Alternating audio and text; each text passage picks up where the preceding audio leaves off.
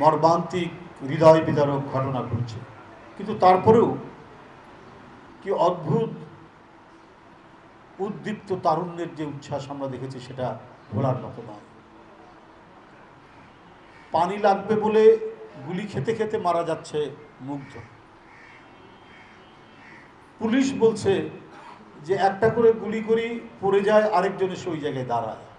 কি অসাধারণ আত্মহুতির আত্মদানের নিদর্শন তৈরি করেছে এই ছেলেরা।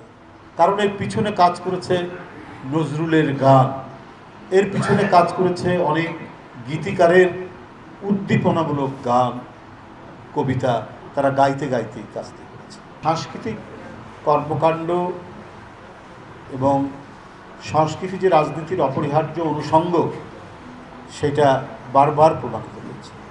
আর সংস্কৃতিহীন কোনো রাজনীতি সেটা বেশি দিন টেকসই হয় না। তারা চমৎকার বোতলের একটা ছবি এঁকেছে, মুগ্ধের বোতল, যে মুগ্ধ বলেছে পানি লাগবে পানি, এবং এই বোতলগুলো দিয়ে একটা মানে শহীদের প্রতীক তারা এঁকেছে। এটাই তো হবে আমাদের সংস্কৃতির চর্চা এবং সংস্কৃতির অঙ্গ।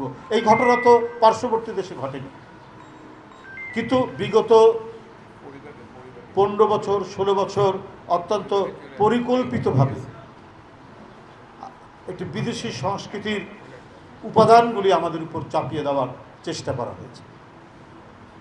আপনার নিশ্চয়ই মনে আছে কত পরিকল্পিত এবং সূক্ষ্মভাবে তারা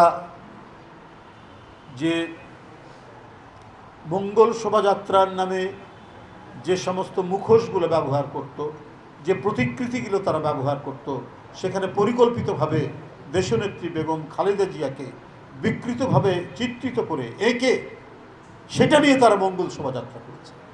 তার এই ভয়ঙ্কর থাবার মধ্যেও এদেশের মানুষ তার নিজস্ব চিন্তা, তার নিজস্ব সংস্কৃতি, তার গৌরবময় অতীত এবং তার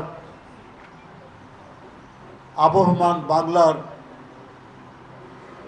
যে প্রকৃত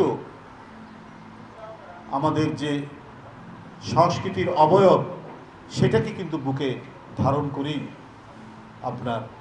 তারা চলেছে বলেই আমরা আজকে বিজয়ী হতে পেরেছি।